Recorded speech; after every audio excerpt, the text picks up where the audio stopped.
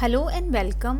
अगला क्वेश्चन है हमारे पास, discuss the power of magistrate to order a police investigation under section 156 sub section 3 of the code of criminal procedure 1973। तो इसमें जो है हमें मजिस्ट्रेट की पावर बतानी है कि वो कब ऑर्डर कर सकता है एक police investigation section 156 sub section 3 के अंडर। और ये क्वेश्चन जो है हमारे पास ये HGS 2019 में पूछा गया है। आंसर हम स्टार्ट करेंगे इंट्रोडक्शन से। इंट्रोडक्शन में आ गया हमारे पास सेक्शन 156 सब सेक्शन 3 प्रोवाइड करता है कि कोई भी मजिस्ट्रेट जो एम्पावर्ड है सेक्शन 190 के अंडर वो ऑर्डर कर सकता है पुलिस ऑफिसर जो इंचार्ज है पुलिस स्टेशन का कि वो इन्वेस्टिगेट करे किसी भी कॉग्निजेबल ऑफेंस को। सेक्शन 190 जो है वो डील करता है कॉग्निजेंस ऑफ ऑफेंसेस के साथ। मजिस्ट्रेट के पास कोई अथॉरिटी नहीं है कि वो ऑर्डर करे इन्वेस्टिगेशन किसी एजेंसी को अदर देन ऑफिसर इंचार्ज जो है एक पुलिस स्टेशन का।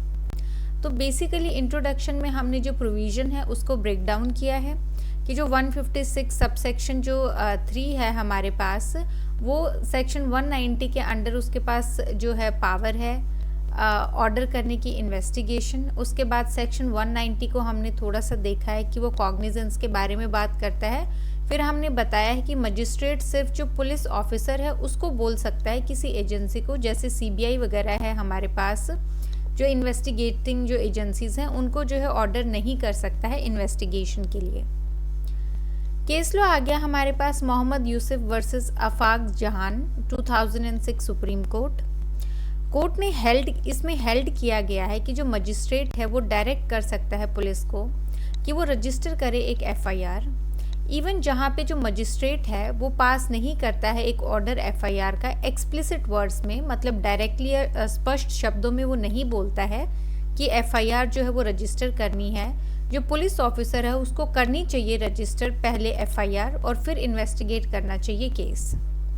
अगर मजिस्ट्रेट डायरेक्ट करता है इन्वेस्टिगेशन या फिर डायरेक्ट करता है रजिस्ट्रेशन जो है कंप्लेंट का एक एप्लीकेशन पे अंडर सेक्शन 156 सब सेक्शन 3, कोई रिवीजन जो है वो लाई नहीं करेगा, मतलब कोई रिवीजन नहीं होगा। हाउएवर अगर मजिस्ट्रेट जो है वो रिजेक्ट करता है एप्लीकेशन, रिवीजन जो है वो लाई करेगा। तो बेसिकली इसमें जो है हमने एक तो रिवीजन के बारे में देखा है लास्ट 2 लाइन में कि कब लाई करता है कब लाई नहीं करता है। फिर इसमें से जो है एक आपको जो है सिचुएशन बेस्ड क्वेश्चन भी आता है, उसमें आपसे ये पूछा जा सकता है कि क्या पुलिस ऑफिसर जो है वो इन्वेस्टिगेट कर सकता है बिना FIR को रजिस्टर किए जो है मजिस्ट्रेट के ऑर्डर पे। तो यहाँ पे जो है आपको ये वाला पोर्शन मेंशन करना है कि इवन जो मजिस्ट्रेट है वो पास नहीं करता है FIR का जो है ऑर्डर एक्सप्लिसिटली, लेकिन फिर भी पुलिस की जो है वो मोरल ड्यूटी है कि वो पहले FIR रजिस्टर करेगी और उसके बाद जो है इन्वेस्टिगेट करेगी केस को। तो ये वाली लाइन जो है इसका जवाब देती है। आपको प्रॉपर केस लॉ मेंशन करना है और उसके बाद जो है ये लाइन आपको लिखनी है। फिर केस लॉ है हमारे पास Priyanka Srivastava versus state of UP 2015 supreme court. इसमें सुप्रीम कोर्ट ने हेल्ड किया है कि जो मजिस्ट्रेट है उसको जो है विजिलेंट रहना है विद रिगार्ड टू जो एलिगेशंस दिए गए हैं और या फिर जो नेचर है एलिगेशंस का। He is not suppose to, मतलब उसको जो है ज़रूरी नहीं है कि वो इशू करेगा डायरेक्शंस बिना प्रॉपर एप्लीकेशन ऑफ माइंड के, मतलब बिना दिमाग लगाए अपना वो इशू कर दे डायरेक्शंस। जो 3 इम्पॉर्टेंट पॉइंट्स हैं जो अमर्ज होते हैं डिसीजन से वो हैं हमारे पास। पहला आ गया जो एप्लीकेशन है अंडर सेक्शन 156 सब सेक्शन 3 वो supposed by affidavit duly sworn by the applicant। ये जो एप्लीकेशन दी जाएगी ये एफिडेविट के फॉर्म में दी जाएगी जो स्वॉन किया जाएगा एप्लीकेंट के द्वारा। फिर आ गया मजिस्ट्रेट जो है वो वेरीफाई करेगा ट्रुथ को और जो वेरासिटी है एलिगेशंस की। थर्ड आ गया इसमें हमारे पास जो प्रायर एप्लीकेशन है अंडर सेक्शन 154 सब सेक्शन 1 और 154 सब section 3 before filing an application under section 156 sub section 3। तो एक प्रायर एप्लीकेशन जाएगी सेक्शन 154(1) की, फिर जाएगी 154(3) की, उसके बाद जो है मजिस्ट्रेट के पास एप्लीकेशन जाएगी सेक्शन 156(3) की। सबसे पहले FIR लिखने की, फिर जाएगी SP के पास अगर FIR मेंशन नहीं किया है और उसके बाद जाएगी मजिस्ट्रेट के पास। फिर आ गया हमारे पास जो नेक्स्ट क्वेश्चन है कि वेदर एक मजिस्ट्रेट बाउंड है पास करने के लिए ऑर्डर हर एक एप्लीकेशन पे under section 156 subsection 3 investigation police के द्वारा। इसमें आ गया मजिस्ट्रेट जो है वो बाउंड नहीं है पास करने के लिए एक ऑर्डर हर एक एप्लीकेशन पे अंडर सेक्शन 156 सबसेक्शन 3 इन्वेस्टिगेशन जो है पुलिस के द्वारा। सेक्शन 156 सबसेक्शन 3 में जो वर्ड है वो मे यूज़ किया गया है इन कॉन्ट्रास्ट विद सेक्शन 154 जहाँ पे जो वर्ड है वो शैल यूज़ किया गया है।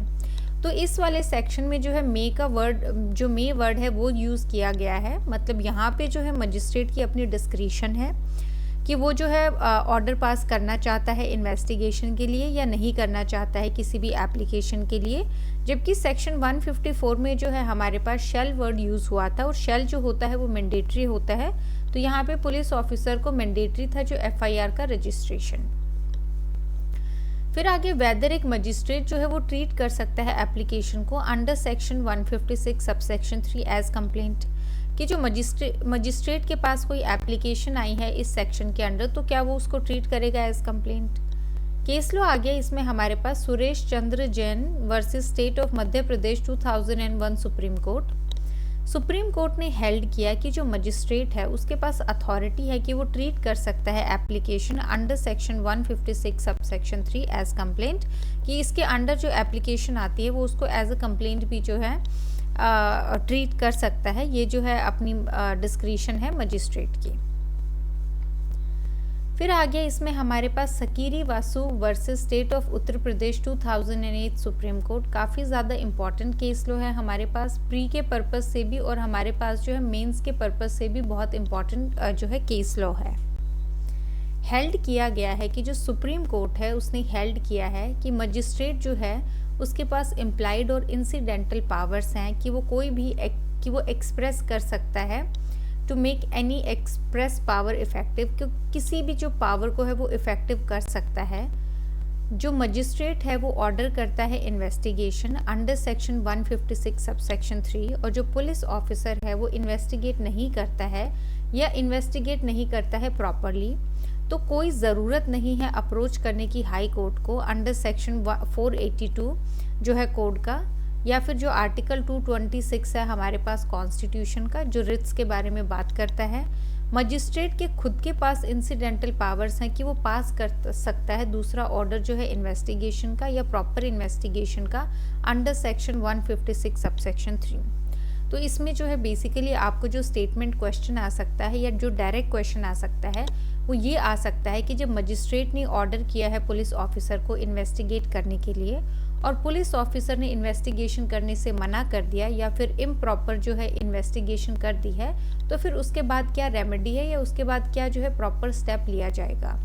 तो ये जो है हम सकीरी वासु का केस वहाँ पे मेंशन करेंगे और वहाँ पे बताएंगे कि यहाँ पे मजिस्ट्रेट के पास ही इम्प्लाइड और इंसिडेंटल पावर्स हैं कि वो जो है फर्दर पास करेंगे दूसरा ऑर्डर इन्वेस्टिगेशन के लिए या प्रॉपर इन्वेस्टिगेशन के लिए। इसके लिए हमें सेक्शन 482 या आर्टिकल 226 के अंदर जाने की जो है ज़रूरत नहीं है। कंक्लूजन में आ गया हमारे पास कि मजिस्ट्रेट जो है वो बाउंड नहीं है कॉग्निजेंस लेने के लिए किसी भी ऑफेंस का जब उसको रिसीव होती है एक कंप्लेंट, और वो जो है बिना किसी कॉग्निजेंस के डायरेक्ट कर सकता है इन्वेस्टिगेशन केस की अंडर सेक्शन 156 सबसेक्शन 3। तो ये जो है हम कंक्लूजन में सिर्फ 2 लाइनें बताएंगे कि जो मजिस्ट्रेट है वो बाउंड नहीं है और वो जो है बिना किसी कॉग्निजेंस के डायरेक्ट कर सकता है इन्वेस्टिगेशन। बाकी इस आंसर में जो है 2-3 चीज़ें ध्यान रखने वाली हैं। पहला आ गया इसमें हमारे पास 10-15 मार्कर का ये जो है क्वेश्चन है हमारे पास। इसमें हमने काफ़ी जो है छोटे छोटे पॉइंट्स डिस्कस किए हैं, जैसे ये है हमारे पास कि वेदर मजिस्ट्रेट बाउंड है पास करने के लिए ऑर्डर हर एक एप्लीकेशन पे, या फिर क्या वो ट्रीट कर सकता है कंप्लेंट को, या फिर ये आ गया सकीरी वासु का केस कि मजिस्ट्रेट अगर इम्प्रॉपर इन्वेस्टिगेशन है तो उसके बाद क्या जो है स्टेप ले सकता है मजिस्ट्रेट या एप्लीकेंट के पास क्या रेमेडी है। तो ये जो 2-3 छोटे हमने जो पॉइंट्स यहाँ पे डिस्कस किए हैं ये आपको अलग से 5 मार्कर में भी पूछे जा सकते हैं। वहाँ पे आप जो है प्रॉपर इंट्रो बताएंगे जो कि हम सेक्शन 156 जो है सबसेक्शन 3 को थोड़ा सा डिस्कस करेंगे। उसके बाद जो है जो हमसे पूछा गया है 5 मार्कर में, उसको जो है केस लॉ के थ्रू हम जो है बताएंगे और उसके बाद जो है हम कंक्लूड कर देंगे। इसमें जो है आपको ज़्यादा थियरी नहीं लिखनी है क्योंकि 5 मार्कर क्वेश्चन होता है और जो एग्जामिनर का फोकस होता है वो सिर्फ केस लॉ पे होता है। अगर आपने केस लॉ मेंशन कर दिया तो वो इंट्रो कंक्लूजन सब इग्नोर कर देगा और आपका जो मेन चीज़ है उसके जो है आपको प्रॉपर 5 मार्क्स भी दे सकता है अगर आपने सही से मेंशन किया है, ईयर प्रॉपर लिखा है, जो हेल्ड हुआ किया गया है उस केस लॉ में उसको आपको डिटेलिंग में एक्सप्लेन किया है। बाकी जो है थियोरेटिकल अगर पर्सपेक्टिव से हम देखें तो ये क्वेश्चन जो है 10-15 मार्कर में फिट होता है। अगर थोड़ा सा आपके पास ज़्यादा आता है, जैसे 20 मार्कर क्वेश्चन आता है, तो हम ये वाली इन्वेस्टिगेशन को कंपेयर करेंगे बाकी इन्वेस्टिगेशन से या मजिस्ट्रेट के बाकी ऑर्डर से। वो जो है इसका एक अलग से भी क्वेश्चन बनता है, लेकिन मोस्टली ये 10 मार्कर क्वेश्चन है तो उसके लिए जो है इतना जो कंटेंट है वो ठीक है। 5 मार्कर में आपको 2-3 जो इसमें है पॉसिबिलिटीज़ हैं आने की, वो आप जो है अपने हिसाब से उसको मोल्ड करेंगे। पर आप ज़रूर ट्राई कीजिए कि इन केसेस के जो इन आंसर्स में जो है आप केस लॉ ज़रूर याद रखें, जो 3 स्टेटमेंट केस लॉज हमने करे हैं। और अगर आपको बाय चांस एग्ज़ाम में याद नहीं आ रहा है केस लॉ तो आप गलत केस लॉ नहीं लिखेंगे, आप सिर्फ ये लिखेंगे कि ये हेल्ड किया गया है सुप्रीम कोर्ट के द्वारा एक केस में, तो आप लिख सकते हैं held by supreme court in a case, और उसके बाद जो हेल्ड आपको याद आ रहा है आप वो भी लिख सकते हैं।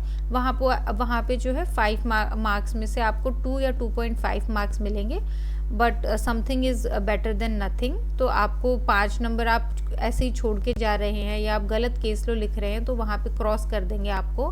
तो आप हेल्ड क्या है वो भी लिख सकते हैं अगर आपको नहीं याद आ रहा है केस लो। ऑल्दो ये बेटर होगा आपके लिए कि आप केस लॉज जो है प्रॉपर याद करके जाएं विद साइटेशंस।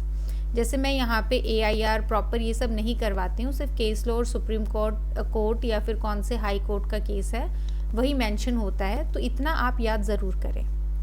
बाकी जो है इस आंसर में हमने सब कुछ इंक्लूड कर लिया है। So thank you.